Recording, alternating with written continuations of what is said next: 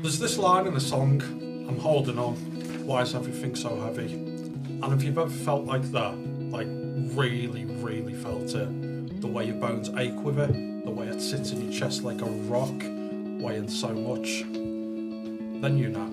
You know how hard it is to explain, just to say out loud, just to admit that sometimes just existing takes absolutely everything you've got.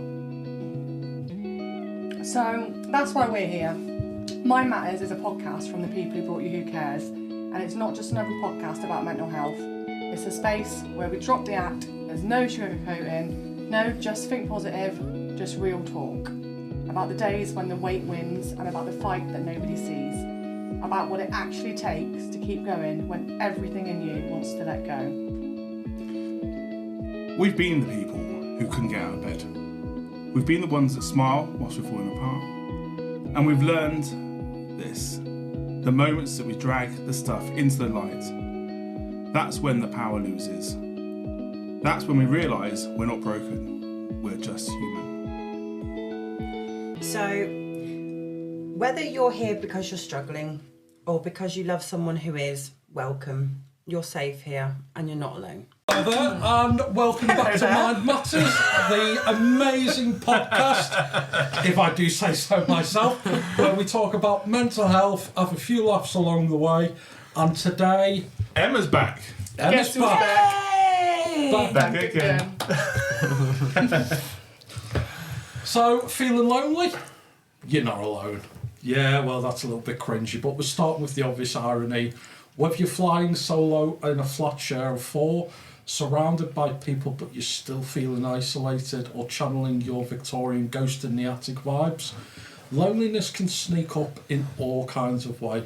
Today on Mind Matters, we're unpacking the sticky, awkward and often secret world of loneliness, with a few laughs, some compassion, and zero pressure to suddenly join a ukulele group, unless that's your jam. So let's kick off with, what the hell is loneliness and what isn't it? Let's pick on Emma. Thanks, John, for you've just been voluntold. Well, it's the first time I've been here in about 6 years, and so I'm not surprised. I mean, loneliness genuinely, it can be a killer, can't it? It's, you know, that kind of feeling of isolation, and then the feeling that then has on your self-worth, and it kind of, it can spread to kind of every area of your life, can't it, loneliness? And especially kind of with elderly people, it can be an absolute flipping killer. But I think the thing for me is there's been times where I felt kind of lonely and alone in a room full of people. So you can be absolutely kind of engaged, you're socialising, or you can be at work, or you can be at a social event, and you stood there, and for some reason you just don't kind of feel like you belong there, perhaps, or you're going through a really, really bad time. But there's being lonely at home by yourself, and that kind of makes sense because you're at home by yourself. It's like that feeling of separation. Yeah. You're separated from the room. Yeah. And you suddenly become aware that I'm actually stood here. And I'm the only person with my thoughts. I'm the only person in here. And I feel vulnerable. Yeah. And I feel that, and maybe it's that sense of belonging. I don't know what it is, but I think we've all probably felt lonely in a room full of people, and that's something that's really quite difficult to unpick, I think, isn't it? Yeah, I think, and the converse to that is true as well. So I've been lonely at a party, been lonely in a crowd. I've been content on my Jack Jones. God, yeah. I've been so content on my own. So I think we sometimes mistake solitude for loneliness when this knobhead's at the top of a mountain. I'm sure he feels content. So I it's funny because I've been asked loads of times, why do you walk for sometimes 10 hours on your own, John? I'm like, if you have to ask me, you'll never understand. And I think there's something around having that forced time on your own where you can reflect and do it. But forced time on your own to reflect is very different to feeling lonely. And choosing. Making that choice to be by yourself. I need to be by myself, I want to clear my head. Yeah. Because it's like you with your swimming and stuff, that you go and you do what you're going to do, and it's really important to you. But if somebody makes you do that, the impact on your mental health is horrific, isn't it? It's got to be on your terms, hasn't it? If you've made that choice, actually, I need to be by myself, I need to go for a walk, I need to chuck myself in the sea, I just want to sit at home by myself in my pants eating beans out of a tin. That's a tangent, mate. Insight into my life. but no, you're making it, and actually that's self-care, isn't it? That's actually recognising that you've got to a point where you need to kind of just remove yourself a minute and have a reset. But kind of that forced loneliness, that forced isolation is very, very different, isn't it? Definitely. Yeah, and I think there's also the difference between chronic loneliness and situational loneliness. So if you think of like little old Margaret, whose husband passed away, her family live in London and she's down in Dorset. Oh, I love her. Me too. Where's Margaret? Save Margaret. Save Margaret or Barb. And then there's the difference between where it's only kind of a short time where you feel lonely, isn't it? Because you know the people who don't have anyone, don't have any kind of company, they're going to feel loneliness 24/7 all the time. 365 But do you think though that sometimes it's not a bad thing to have a moment of loneliness in your day where then you really appreciate getting home to somebody? But I think if it's too long, it's too much, isn't it? But sometimes I'm sitting here and I just think, I'm just doing work. And I do feel lonely. But then I go upstairs and I really appreciate being upstairs with everyone for 20 minutes. And come back down You can feel lonely if you're... Unfortunately, they don't. No, they're not. I'm lucky. John's here again. They're getting paid to spend time with him, so we better do. We're only here because it's a studio. I used to look at my nan. My nan died, God, when I was 18. And she was 76 when she died. But so I was born in Suffolk and my sister was too. But we moved down to Devon when I was quite young, about 2.5. We used to go up and see my nan quite a lot in Suffolk. And I was always really close to my nan. She was my favourite person. But the last couple of times I went to visit her, I used to get on the old National Express. There was no jolly hostess, by the way, that's a lie. But I used to go up and see her. There isn't one. I used to go up and see her, and I used to watch her. She used to sit at the table, and she would be a smoker, and she'd be sat there, and she like made her rollies for the day in her little tin. She used to sit there just smoking her rollies and having a cup of tea. And I used to sit in her armchair by the coal fire that she'd set up. That everything was always in its place. But she used to go so deep into 4, and she'd be smoking and smoking and smoking. And I was like, I just looked at her and I thought, actually, what I'm observing now is exactly what happens when I'm not here. She was just completely in her own space, in her own head, doing the same things that she did every single day. And I looked at her, sat there, I thought, shit, you're bloody lonely. And I could see it, and she just went a million miles away, and she was thinking about her husband that had died and her friends that had died. But yeah, it was a really surreal moment to be with somebody, but observe what they would look like when I wasn't there as well. Yeah. That's quite a thought though. I mean, that's a really deep thing to think about, isn't it? I am deep. I think that's the ADHD thing again, though, isn't it? You you sort of read a room, you feel vibes more. You can walk into a room and you can feel the energy, whether it's good or bad. You were in the room at that point where she was just stuck in her own routine, what she'd normally do, and you were actually aware of what she was feeling, and how she feels when you're not there. On it, yeah. And you probably started to think about, oh God, I wonder if that's going to happen to me as well. And you start overthinking I just feel really sad. in it. I just felt sad. I just felt sad because I knew that the minute I got back on that National Express and went home, that's what she was doing, day in, day out, and it just made me feel really incredibly sad. Really sad. And the trouble is, there's nothing you can do about it really either. It's really tricky, isn't it? I mean, and there is a chance that we will all be there like one day, yeah. And I think that's what I've been conscious of as well in some of the previous podcasts, is we've spoken a lot about reaching out to your friends and reaching out to people that love you with regards to support, etc. And there's just such a large part of the population that aren't as fortunate, and they don't have it. They just don't, and that's that's the simple truth of it. With loneliness, like you were saying earlier, I mean, I've had moments where I've been walking through the pub and I've felt the loneliest I've ever felt, completely like a loose cannon. What are you even doing here? All my friends there laughing, joking, slapping you on your back, having a laugh, and I just feel like, I don't belong here. I don't really want to talk to anybody. And I just felt like a complete loner in the pub with loads of people. It's bizarre, isn't it? But that's what it is, isn't it? Because it's not being about alone. It's about feeling disconnected from the crowd. So you're lonely in the pub because there's a disconnect there between what they want to do and you probably want to be out doing something else. So you're like, oh, this fucking pub again. Well, the trouble is, disconnect. We mentioned in the last podcast about borrowing from the next day, and because of the way I am, I'd always want to go sort of kite buggying or kayaking or do something the following day, and I know. So I didn't want to get hammered, so I wanted to go up and go kite buggying. You just don't do that hammered. But I have done it how before. It's not good though. It's broken your neck. No, I kid you not. Right? This is the truth, so I'm going to say it. So this guy doesn't talk to me anymore. So this guy wanted to come and kite bug with me, and he said, "I said, well, whatever you do, if it gets too much, just let go because it'll pull you out and drag you along." Wind catches up. All I see is his ass fly out of the kite bug. He's scraping on the floor on his face. I'm then in absolute nervous hysterics. It's like the more anxious I get, the more I laugh. So he's there tangled up on the floor, all cut to bits. And I'm just going, I couldn't help him though, could I? Because my kite's up in a tree. He's rolling about on the floor crying. Why'd you kite in a tree? Where were you? It was just in a park, and it go a bit, and it went up into. I thought you were going kite surfing. No, kite buggy. So what is a kite buggy? Obviously, I know what a kite buggy is, but just so I know that you know what it is. What is a kite buggy? So it's a kite buggy. It's like a grown-up pram with 3 little wheels. You get a big kite, you get dragged along on the beach on it. But these things, they go about 50 miles an hour. I've gone now. I've gone. I don't know.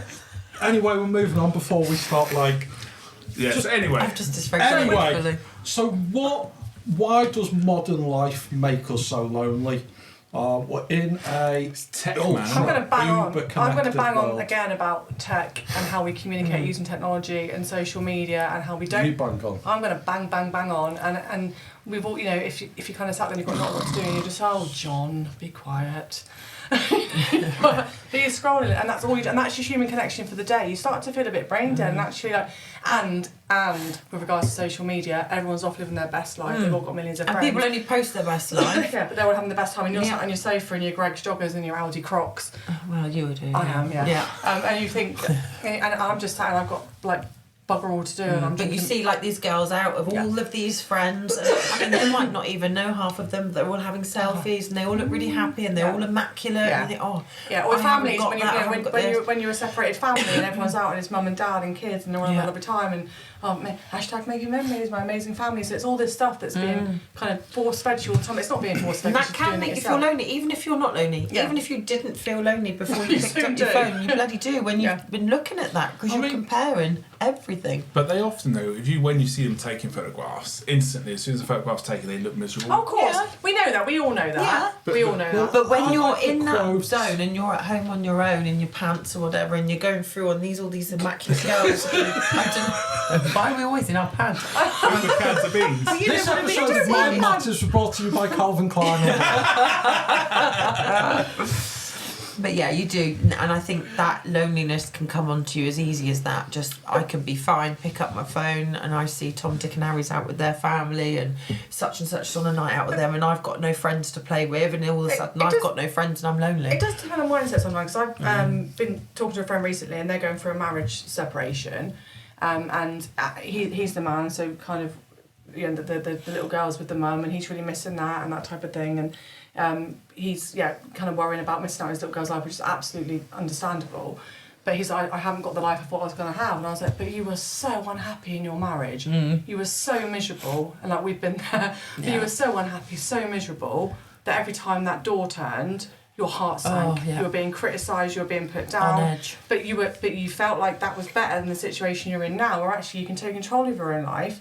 You can live your life how you want to live it. But he's probably suddenly lonely, isn't he? Because whether or not you're happy in that marriage, suddenly you've gone from being with that person every day, all day. And I think that's what he's been struggling with. But actually, the more I've been talking to him, he's actually, do you know what? This ain't as bad as I thought it was going to be, and I'm starting to learn to enjoy being by myself. The transition. Yeah, it's that transitional bit can be difficult, can't it? But it's horrendous. I mean, when you first wake up, especially, so quite often when the man leaves, they leave with very little. Yeah. So you wake up in a house with nothing that belongs to you. It's unfamiliar. You kind of leave the wife with the kids. You leave the wife in the family home, and you're starting again. Well, I was in a horrible relationship, but I remember the first time I woke up into a house, I was like, oh, do you want to just go back? Yeah, it's that lonely feeling. It is, because you're so used to your routine with that person. You're used to doing the... Even if it was awful. It was awful, but... Yeah. I didn't go back, obviously, but I did for a minute go... Shall I just do it, Yeah. Have I done the right thing? And for the kids as well, but you just get this sense of loneliness because you just... But that's how people get trapped in these really abusive relationships, isn't it? Because you are sort of almost addicted to that because you and terrified of being on your own. You've got this image in your head, haven't you? Right, I'm going to get married, I'm going to have kids, and this is how my life's going to be. And then when it does go wrong, you have to make a decision to go, actually, no, I can't do this anymore. All your vision, everything you had in your head the life you thought you were going to have is gone. So you're almost grieving what you thought you were For going life to you didn't have. have, yeah. Yeah, and it's those kind of good times that keep you coming back as well, isn't it? Because you're like, we can get the magic back, you can recapture the glory, but it's gone. It's gone. It's gone. Once you start despising the way somebody breathes, it's pretty much gone. Yeah, I'll take your word on that one. But I think to go back, you never felt like that? never. Go back to the points about social media. Yeah. I think I read a quote once that said, social media is proof that even if for 1 minute everything was perfect. And I think that's really the key about seeing these people. And I think you said you're being force-fed these stuff kind of like on social media, and then someone was like, well, you're not getting force-fed, but you are, because... I think I said both those things, I think, to Probably, myself. yeah, probably. But it's so addictive, isn't it? I mean, I was just... But what I was going to say is that, like, when you're on Instagram, all I want to see is cat videos and memes. I don't want to see people looking at There's something wrong with lives. this man, isn't there? Cat. He's got a funny fetish. You love cat. I told you were going to love that cat. I do, but I can't keep it. Lee got a cat and he moaned about the cat, and I was like, you're going to love that cat. Oh, you still got the cat? I do. No, we haven't kept it. When did you get Because it? What? No, he's too well fed and he's got a really good coat, and I'm worried that there's a kid somewhere that loves that cat. Oh, I to think pieces. you're jealous. you've He's- looked he into looks that better than way you. too much. What you're jealous about? You've looked into that way too You do much. know he's No, probably it's starving on the Because the streets cat's now. got a Isn't it? well-fed coat. No, he's got, That's why I got rid of it because I was chubby- jealous. Yeah, I think he belongs to next door, who've got like 3 dogs and another 2 cats. But they I don't think need he's another just cat. like- Anyway, Yeah, let's they're not just talk being about greedy. cats because I don't even like cats. But yeah, no, I've got to keep feeding him every time every time I'm outside having a breath of fresh air. He's always out there chilling. Yeah, he's a good I guy, know. but Are we still talking about the cat? Sorry, run past what his name is again? His name's Diego because he's Spanish. Yeah. In case you Right. decide he's a Spanish cat. Anyway, before we move on to the next one, your loneliness doesn't need to be justified or compared to. We don't need to. We had the example of people living alone because husbands died, kids have moved away. Sometimes when we're like lonely for half an hour, we know someone's going to come in the door, or like you say, you're feeling lonely in the office, and then you go upstairs and everything's all right. It doesn't mean just because it's not chronic, it's not like everyday lonely, that you need to feel bad about feeling lonely in comparison to those people who've got nothing, because each one is just as kind of justified, and it's just as right. It's how we feel, isn't it? And I think sometimes there is that option that we'll compare ourselves to others. Definitely, and I think some people can handle being by themselves and enjoy them being there by themselves far more than others. I literally love to, oh God, I'm going to go home and it's just going to be me and I can't flipping wait. Just that state of like, oh, my, yeah, that's it. Everything can just be stripped back bare and I don't have to be anything to anyone. Completely on the But you Please, probably but- enjoy it no, but- knowing that you have got that choice of having people But I around also know again. people that do have kind of active social lives and stuff that just can't handle being by themselves. They just can't handle it. And if they are by themselves for a second, it's like I don't think it's because perhaps they're not satisfied with themselves and who they are, and they're not at peace with themselves. That literally like, what am I going to do? What am I going to do? Like, just chill out. Just enjoy being at home. But they're just incapable of doing it. I used to be and like then it they, before but I then went they put the travelling. guilt trip on because if they've got nothing to do and I've got something to do and I can't spend time with them, then like that's like the worst thing ever. And what a terrible person I am because they're lonely. And it's like, but please just. One of my ex-partners used to say, I'm going to the pub for a couple of drinks after. Like, okay, yeah, I'm really happy for you. What am I going to do? Oh really? Well, you do what you want. Oh, well, what's that? I've got to say, for What me, do I But I want? love it There is now. nothing I better absolutely love it now. Since I went travelling to Australia and I've actually travelled to Sydney and things like that for a week on my own. I cried a lot on the first day, but I did it. And That's an amazing achievement though to do that. To yeah, to go I move did. out I to mean, I Australia. sat in Really this brave. dorm in this hostel and cried my eyes I don't out. I've blame never you. felt so scared and alone on my own. I Lonely. hardly had any money. I'm in Sydney. Forgot to take my coat because I came from the Gold Coast and it was pissing down and I was freezing. And I just sat thinking, well, what do I Tell do us now? how you got through that because that is an amazing achievement. You've gone somewhere, you are by yourself, you are lonely, I you went are to isolated. Australia with a friend to stay with a friend for a year, and then I really wanted to go to Sydney, and it was kind of like, if I don't do it now, I'm never going to have the opportunity to, and I'm going to do it on my own. And I just did it on my own. I had, I went for like 4 or 5 days, but the first day I sat and cried, and then I went to the receptionist and I said, what do I do? She said, well, what do you want to do? I said, I don't know. What is there to do? I'm in Sydney. And Sydney's Let's go and get her from Sydney. I'm in this hostel, stood there thinking I've got hardly any money and I'm on my own. Sydney's a bloody big place. Where do I start? Knew nothing about Sydney. Of course, I didn't research into it. I didn't see. Other than the Opera House, I knew about the Opera House. That was it. I was right next to a really beautiful coastal walk on Bondi Beach, and I did it by myself, and it was actually, that was my turning point. Oh, yeah. Stopping taking the photos, and I got to the end, and there was McDonald's. I sat on the beach and had McDonald's, and I Good looked old around me, and I was Mackies. really embarrassed. So I was on my phone because I was on my own, and I remember looking around me and seeing loads of other travellers sat on their own. Oh, wow, yeah. And I was like, oh, okay, it's okay to do this on my own. I'm not a weirdo, I'm not a loner. You are. It's brave though. I never used to be able to cope. I used to say to it was my ex Mark, and he used to say, well, do whatever you want. I used to have to go to my mum's. I was that desperate. On a Friday night, I'd turn up at my mum's because I didn't want to be on my own. But I love it now. But again, But you're I love it happier now with because I know yourself now. I've got that choice. Yeah, and you're happier with have yourself someone, now yeah. than you were previously. Yeah. And you're surrounded by people that you know that love you. That and actually helped me doing make the that choice. travelling thing, really did help me. But I felt so bloody lonely in that hostel. It was horrific. And when I And had you to have share people all around you bathrooms, probably as well. I actually booked a dorm on my own because I didn't want to share with anyone.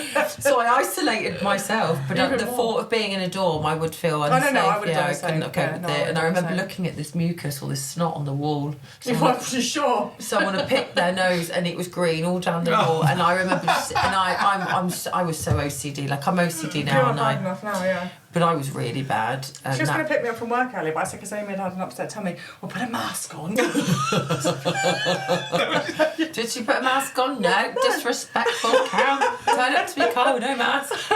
John, one of the loneliest times I ever had, I think, was actually on Kilimanjaro, on the very last camp, because my friend was with, went home the camp before, and we had shared a tent. In that very last camp, it was minus 15 or something. I had 4 hours sleep and woke up at 1 o'clock in the morning. I just remember waking up thinking, it's pitch black, I'm on my own, You're on the top of a mountain. top of a mountain, it's minus 15. Did you struggle to breathe up there? Because when you're up so high, No, I walked There's quite his slowly. open jet. it is normally I've. Well, lots of people did. I saw people being run down. I saw one guy sat on the rocks with an air mask with his face in the that's snow. what I've seen on videos and stuff. They've had to have oxygen masks. Yeah, and I was still walking up going, what am I doing? But Yeah. that last night I did feel lonely. It was so cold, and I got stuck with this blooming rubber stuff around me. So they took my jacket to keep me warm, and that made me sweat. My t-shirt got wet. So I hung my t-shirt up in my tent, and then at 1 o'clock in the morning I got it off, and it's frozen rock solid. I had to break it to put it on. God. But I Oh, did God. feel, I remember sort of thinking, you could hear so much noise around you, but I felt completely isolated. Yeah. I remember the You're a time long I way felt from like home. the most lonely was the first time I went into care, and being that night as a teenager, having to go into a house for people I didn't know. Lovely couple, but I still remember them really, really well. But it was like an emergency placement. I think I was 13, 14 That at the must be time. so horrible. You're in somebody 13, else's 14, and it was house. night time, and I got taken by these out of duty social workers to a house in Exmouth it was. And they just kind of dropped me off. I had no idea, and they were, like I said, they were lovely. But I sat in this bedroom with I didn't have anything. And I sat in this bedroom, and I was just like, I've never felt so bloody alone. That's like heartbreaking God, for us to that's listen, really, horrendous, because yeah. we're so close to you. How and old that's are you? hard. like 13, 14 at the time. And that's a time where you're I know. going through so many body changes. You're Yeah, probably yeah, insecure yeah, and and worried, I and just you said need. They were lovely, people- but the whole thing, I just didn't know what was happening. It's not having that I didn't know what's connection, happening, isn't and it? I just sat there and I was like, I don't know what happens next. And I'm Yeah, by what do I myself. do? Do I just sit on this bed? Yeah, I don't know what happened. And it was in the school, and I'm going to go to school tomorrow. I mix school all the time. I don't know why I cared. but in that moment, I'm like, I don't know what happens. And so I spent the first night there, and I spent the whole day the next day just in my bedroom. And I didn't hear from social services at all that day, which I think, looking back now, I think is atrocious. Yeah. But then all of a sudden, like my guardian angel, the lady that I'm going on safari with on Sunday, we'll talk more about that later, safari on Sunday. But she appeared, and she took me away, took me and we went to the cinema and stuff, and then she took me back there. But I've never been so more relieved to see anybody in my life, because I'd spent like the first night there and this whole day of like, what the hell is happening? and I just didn't know what was going to happen next in my life either. Do you know what I mean? So And that must be really scary when you don't know these people and you've never been in that building, and then there's someone who just drops you off and you're sat behind that door, like you don't know who's going to walk into your room and what 13 time, 14, you what haven't to got a brain expect. power, I mean, have you hear horror stories as well, don't you? I mean, I'm guessing things were okay. Yeah, for you. they were lovely. But it's still And really I was scary. only there for a Imagine- couple of nights. But every time you go into a different environment, so I was there for a couple of nights, and then social worker turned up and took me to what was going to be my foster home for a little while, and there's a lovely foster mum there. But again, you're taking somewhere, you're introduced to this person, right, you're living with this person now. This is who you live with now. Oh, okay, right. And she took me shopping and was like, what food do you like? And I was like, I don't know. Like, 'cause it's just... And I was in a few sets of foster parents, and every single time you go for that same thing. Every time you go there, you close that bedroom door, and you've got everything you own in the world in a suitcase or a holder or whatever, just waiting for what's going to happen next. Where am I going next? That's a real thing for the That must social be workers awful. to understand, isn't it? They should be explaining to you. I have no idea. No idea. It's really awful to hear Absolutely that, no isn't it? idea. No, you But think, look at you I've now. done my job now. That You're child a will complete someone idiot. to say. I'm a complete idiot. And do you know what? I look back and I think, actually, like, as lonely as I was during those moments, I don't know that I'd change it. Do you think it's made you who you are today? Because you're Absolutely. quite you always say, I don't get embarrassed. No, I don't. Yeah. And And do you if I think did, that's just I'd be embarrassed actually- constantly. I know. NDA. Because we were talking about how you can always build a wall, and like you say, on the inside you're going, I can't do this, I can't do this, I can't do this, but on the outside you're showing a completely different show. And I know obviously we all have that element, and I know you well, so I know that you do have these moments, but do you think that's given you more confidence with people, meeting people, speaking to people, and I think I communication? learned really, really quickly that the more people liked me, the easier life was going to be. Bingo. So I've got quite a similar story to that. It's not quite... Anyway, moving on. So I think the time it is actually. So the time I was most lonely was as a 19-year-old kid, and I was in the middle of some health problems. So this is when I was having my diagnosis for my kidney issues. So I was in hospital as a 19-year-old kid on my own. I had to be in there for a few days because they needed to do lots of tests, because obviously it was cancer stuff. Now, do you know what type of people are on kidney wards? Old people. Old people. Really old. Really old. Especially when So you're that I age. was there as a 19-year-old kid on this ward of people who were asleep all day and all night. Jealous? I'm 19. That's some serious napping, isn't it? And then they drag me from the bed and we need to go and do this test, and they'd inject me with like radioactive dye. That's why then. Not radioactive, it was some sort of dye. It was magnetic or something, but Or basically a medical under lesson. the screen they kind of like, it lights up kind of, it's a dye that goes Oh, the in your yellow one, body. yeah, I know the one you mean. Yeah, and It you is can see- radioactive. An isn't it? MRI. I'm sure it's radioactive. I don't know. But anyway, some told the dye that the kind of all the anomalies in your body will show up, and you kind of lie on the table and you kind of feel like you're floating up, and everything tingles because it's like all metallic. And then you go back to the ward, and then the next day I had to have a kidney biopsy. So obviously get stabbed in the kidney, massive fuck off needle. Oh, did I tell you that I'm kind of have a resistance to anaesthetic? So my body rejects it. It doesn't work. surprise me. It just kind of, they need to give me like 3 or 4 jabs to get me done. So Is that what you told her? Just again. Give me the drugs. Hook me up. So I'm lying on this bench and they're like, I've been numbed up, had the local, and all of a sudden I just feel this like massive stomp on my lower back, and the anaesthetic hadn't taken. So they put in the big fuck off needle. So anyway, they give me another 2 dosage, and it happened, and it numbed, and we got it done.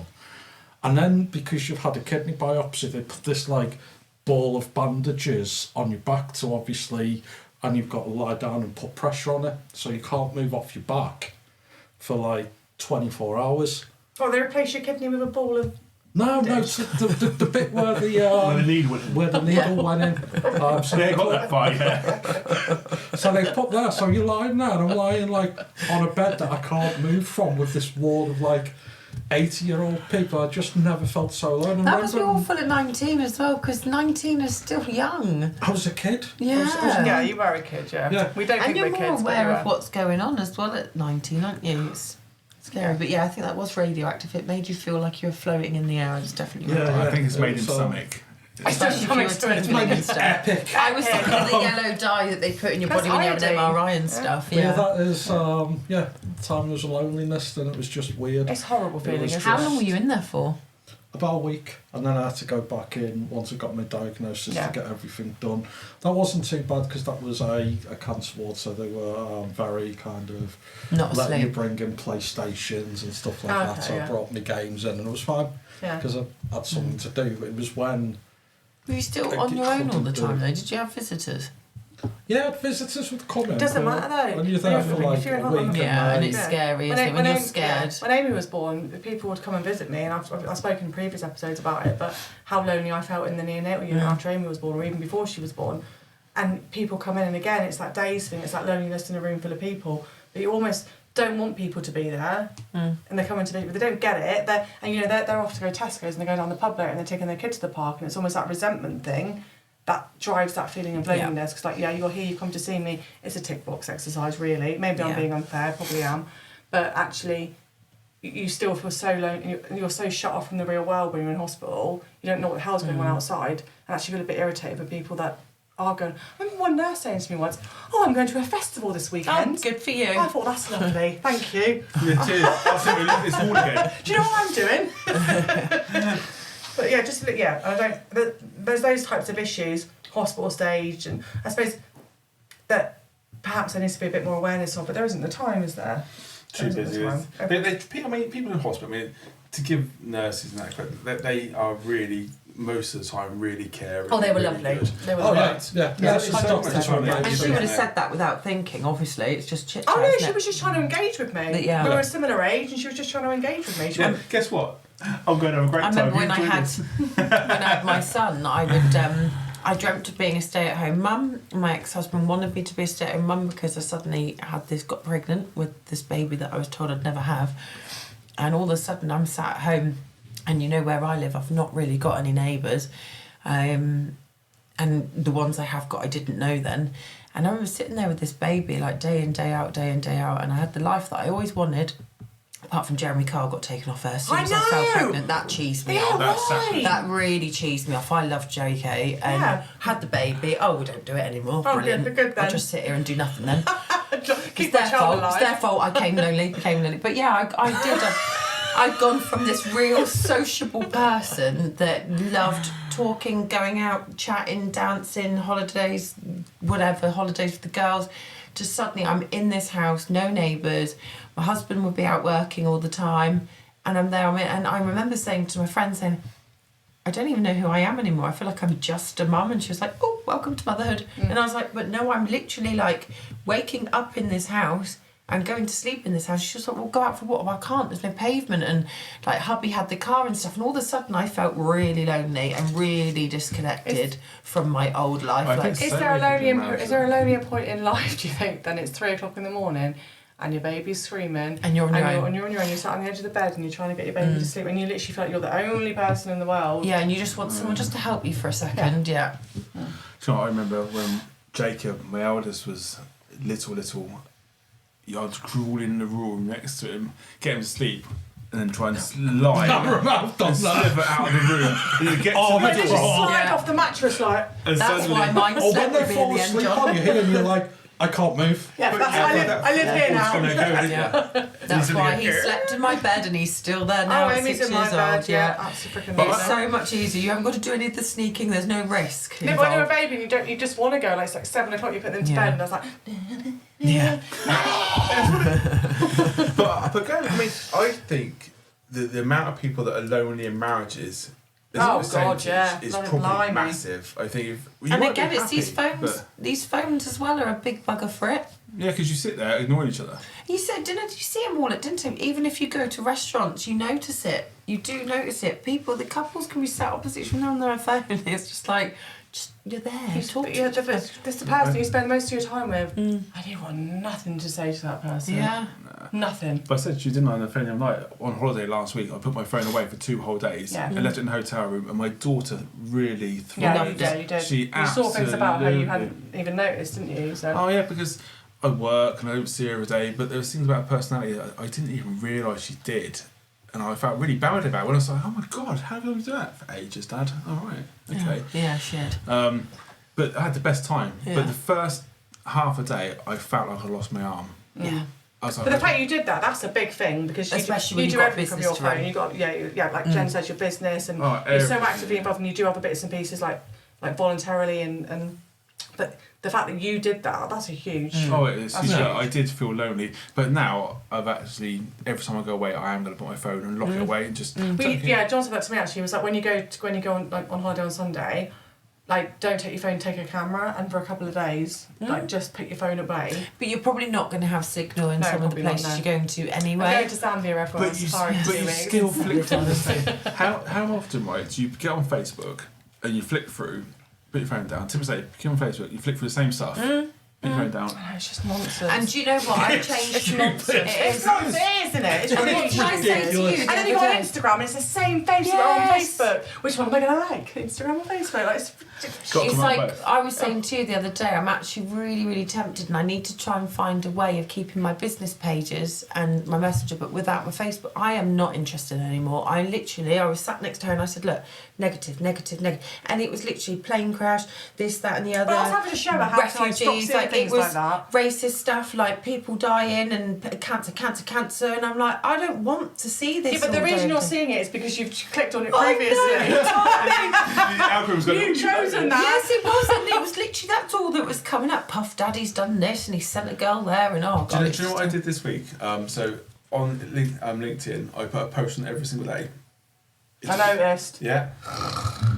But I did it on Sunday night, and I haven't been on LinkedIn hardly at all since. Oh, is that how you did it? I put it on all in one night, presettable, and I left Oh, it. that's good. How you put them on a timer type thing? If you're going on holiday, you want to keep your business going, preset. To be a thing fair, every 2 or 3 days, and it just goes on. I never thought I'd say this, but that's quite smart, John. I know. Oh Thanks. god, they like But- each other all of a sudden. They're being nice to each No, other. just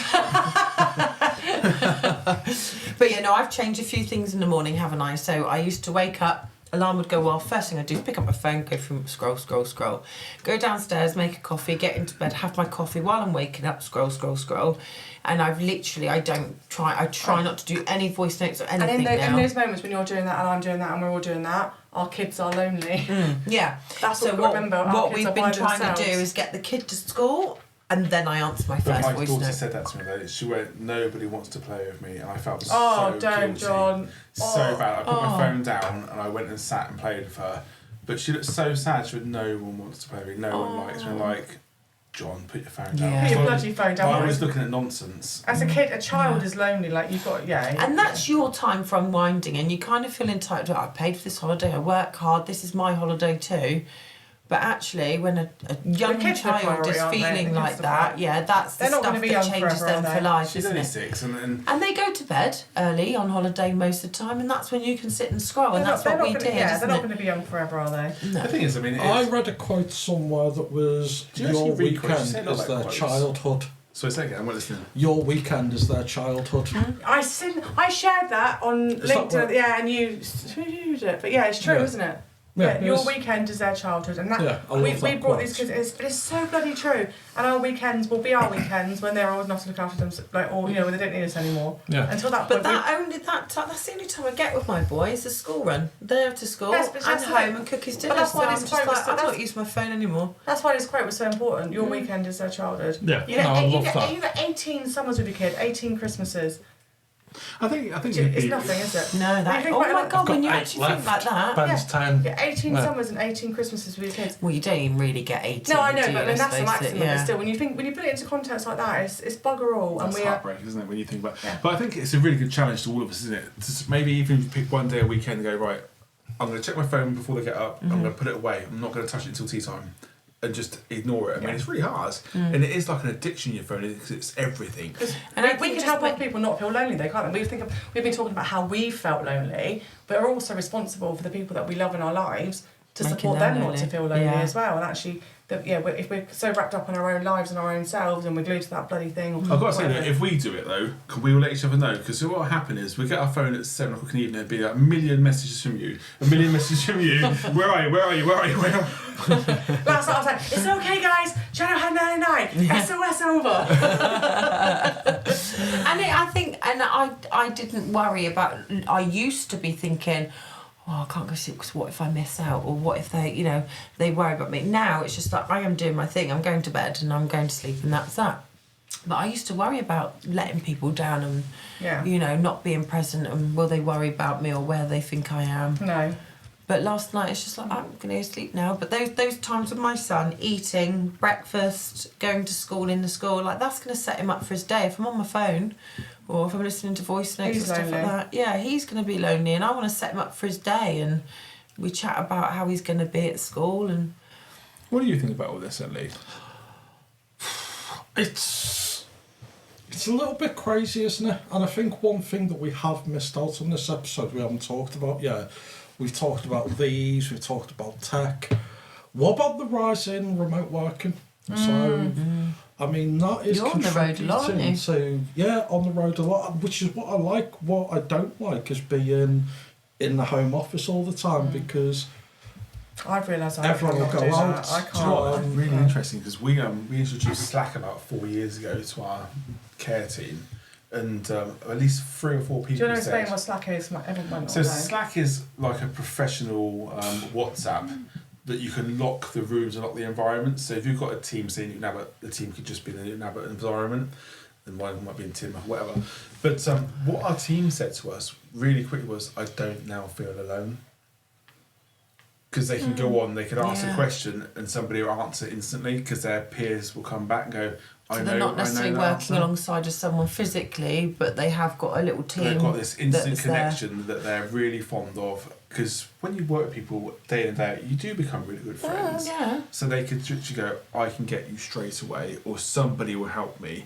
And it's really impactful for them. That's good. Yeah, but working from home, it's definitely got its pros, it's massively got its cons. I can't work from home. But I think, I mean, Teams is a massive help. I mean, I remember the initial, like the first COVID lockdown, where I was like, whoa. And actually that Teams connection was a really good substitute at that time. So we could still have those bounce off each other. And that's where Teams grew from, wasn't it, really, was COVID. So we could still connect with each other. But the more time goes on, like, it's made me realize the face-to-face connection is so flipping important. And we can talk by Teams all day long, but there is no substitute for actually, like, meet each other face-to-face. I don't think you get anything from Teams meetings these days. No. It had a purpose, such a It did at the purpose, time. and Yeah, it no really, choice really helped. to do, yeah. No, now it's moved on. But I worked from home for quite a while, and it's not for me. It's not Well, for you've me. made a really big step and change, a really brave move, and Yeah. you've done it. And actually, already within a week, it's Oh yeah, life changing. absolutely life changing. But yeah, I don't think that I, Emma Bagley, should work from home. Like I say, it's got pros and cons. And when I'm working from home, I'll be speaking to all the guys at work on Teams. We'll be chatting. We might have some calls. But then I'll go to the island and I'll be in the office, and I'll be working away, and then Aidan will say something in the background, and I'll hear and I'll chime in. And it's stuff like that you miss out, the accidental conversations. Because if you've got someone to talk to, you'll type or call someone, but it's the accidental conversation that bit. that you can add a lot to that gets You missed miss out as on well. otherwise.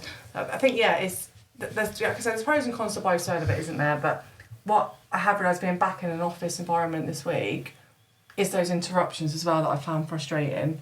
Because when you are working from home, you can't you just bash through it and there's nobody to disturb And you. then suddenly you got There's- something. and I've had a queue of people out the door, and I love it because I want to connect with people, but also like I've really got to get this done. But I don't want to turn people away. Whereas if somebody Teams calls you, you can just ignore it and then phone them back. But it's a really new environment, so you will find those boundaries. Yeah, Once yeah, you get of it course. sorted, you'll be saying, I just need Everything's to have new, hours isn't now.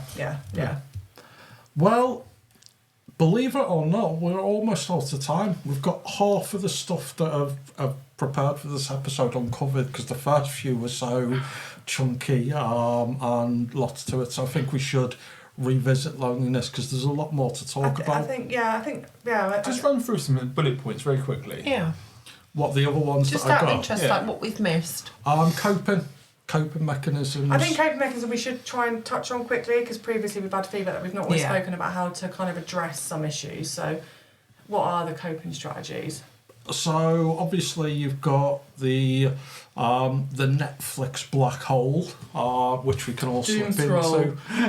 Yes, doom I was scroll is looking there at as positive well. coping mechanisms, how we address the challenges of Well, we've got all loneliness. the resources. I mean, Yeah. it's all about there's places like there's a company called the Marmalade Trust. I met them recently. They're doing a lot of work for loneliness as well. But What's I that think Marmalade Trust? marmaladetrust.org, yeah. They've got the for kind of single parents. Have you got gingerbread on there? Is it called gingerbread? Yes, Yeah. I've got this one on here, so I'm going to do the normal resources as well. Yeah. But I think there's a lot of stuff that we can take away. What's the answer for loneliness? I think you got to think about when is it you're feeling lonely? Because like I said, I mean, I put myself in that It's situation being alone, sometimes. it's being It's being lonely, alone, isn't it? and understand the difference isn't there. But if you're genuinely feeling lonely because no one's around you, you can go out. But if you've got a loneliness which is inside your head, it doesn't matter where you are. That's a very different kettle of fish, isn't it? So I think we have to separate those out. Absolutely separate those out. And yeah. everyone's like ways of dealing with it and successfully are different. I think maybe we don't know how to kind of tackle our own feelings of loneliness, but maybe we take responsibility for Other people's. Yeah, like your And child. we think, if there is a we time think- where you should be yeah, present, be and actually present. we think someone's just gone through a marriage breakup, a relationship breakup, or someone's just gone through a bereavement. Just bear them in mind.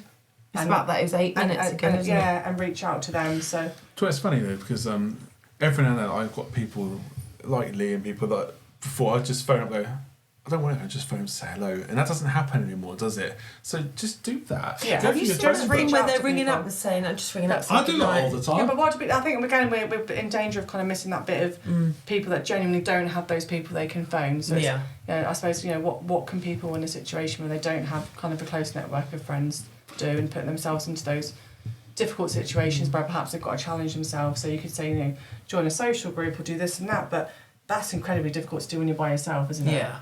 But lots of people go and do volunteering jobs, don't they, and things like that to try and combat their loneliness. But that doesn't combat this inner mental. No. If you're stood in the middle If of a you're pub in and that you're state. lonely, that's a different kettle of fish, and that's something you are going to make. I And would- you're the only but- person in your head, aren't you, as well? But we No one would think- know that. So if we went to a pub, we would be like, John's probably going to be been a bit.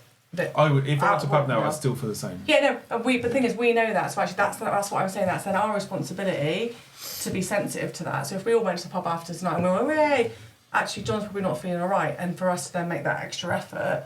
So it is our, as kind of friendships and like relationship connections we've got to bear that in mind all the time. Like, how are those people feeling? Because then they're going to feel the same about us, and actually one day they're going to realise that we're in a bad place, and come and give us a bit of a hand.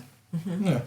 But in terms of coping mechanism, I mean, there's stuff like actually acknowledging it. So once we get rid of the shame of loneliness and say, I'm lonely, or say it to one of our friends, then things start. Obviously, moving is a good thing, so going out, having a I walk. think you meant moving house. That's pretty No, that's fucking awful. Don't do that, whatever you do. Outside, get outside, connect with Just again. get outside, that just thing, walk, because sometimes We love when the outside, don't we? sometimes when you're lonely and you're walking and you might see someone that you know or someone you don't Even know. just walk and someone Good you'll morning, look at them, happy morning. nothing day, morning, Yeah. morning. Just You're kind still of connected with feeds in. people. Yeah, definitely. Just one small social action a day, even if we're just doing little bite-sized things. Volunteering, I think we've already touched on that. Volunteering. Go and volunteer at care home. I volunteered at care homes. I've done it, stepped in.